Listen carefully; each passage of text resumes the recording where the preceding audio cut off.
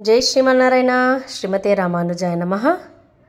ఎప్పుడైతే వసుదేవుడు తట్టలో కృష్ణయ్యని పెట్టుకొని బయలుదేరే ముందుగానే కృష్ణుడు ఎంత మాయగాడో మనకు తెలుసు కాబట్టి కృష్ణ మాయ వల్ల ఆ బయట ఉన్న అంటే ద్వారం బయట కాపలా కాసేవారు కానీ ఆ అసురులందరూ కంసుడి దగ్గర ఉండే అసురులందరూ కూడా మత్తు వచ్చి పడిపోయినారు.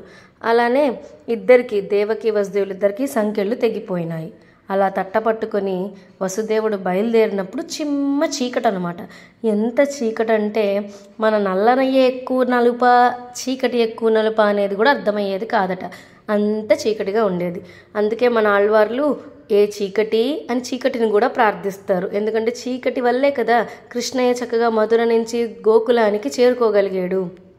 అలా వసుదేవుడు బయలుదేరగా చిమ్మ చీకటిలో కొంచెం దూరంగా వెళ్ళడం సాగగా పెద్ద వర్షం అన్నమాట. అసలు ఎందుకని అంత వర్షము అంటే పుట్టుక లేనివాడు పుట్టాడు అని ప్రకృతి ఆనందం అన్నమాట. అంత పెద్ద వర్షం కురుస్తుంటే కృష్ణయ్యకి ఎప్పుడూ చేదోడు వాదోడు తోడుగానే ఉంటాడు మన ఆదిశేషువు. వసుదేవుడు ఎప్పుడైతే తల మీద తట్టని పెట్టుకున్నాడో ఆ పైన ఆదిశేషువు గొడుగులా మారి ఛత్రం వలె మారి కృష్ణయ్య తడవకుండా కాపాడినాడు. అలా వెళ్తూ వెళ్తూ ఉండగా యమునా నది వచ్చినది. యమునా నది దాటితే కానీ గోకులం చేరుకోలేరు.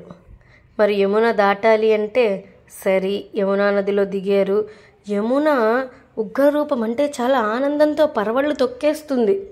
ఎందుకనంటే కృష్ణయ్య పాద స్పర్శ తగిలితే చాలు కృష్ణయ్య పాదం బుట్టలో నుంచి కొద్దిగా బయట కనబడుతోంది.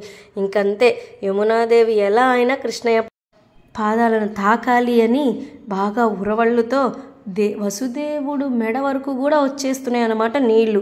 ఎప్పుడైతే పాదాన్ని తాకారో యమునాదేవి అబ్బా చాలా ఆనందపడి నా జీవిత ధన్యం అనుకొని అయ్యో వసుదేవుడు భాగవతోత్తముడు ఆయన్ని మనం ఇబ్బంది పెట్టనేకూడదు అని చక్కగా యమునాదేవి దారిచ్చినది. అలా కృష్ణయ్యని తీసుకొని తట్టలో చక్కగా గోకులానికి చేరుకున్నాడు. గోకులాన్ని ఆయప్పాడి అని కూడా అంటారు. అలా ఆ ఆయప్పాడి చేరుకోగానే అక్కడ కృష్ణయ్యని పెట్టి ఎలా అయితే కృష్ణమాయ వల్ల అక్కడందరూ మత్తులో పడుకొని ఉన్నారో ఇక్కడ కూడా అందరూ అదే విధంగా పడుకొని ఉన్నారన్నమాట. కృష్ణయ్యని అక్కడ పెట్టి యశోదమ్మకు పుట్టిన ఆడబిడ్డను తట్టలో పెట్టుకొని మళ్ళీ వసుదేవుడు తిరిగి బయలుదేరినాడు మధురకి. మధురకు వచ్చాక ఏం జరిగిందో రేపు చూద్దాం. జై శ్రీమన్నారాయణ. అడియేన్ రామానుజదాసి.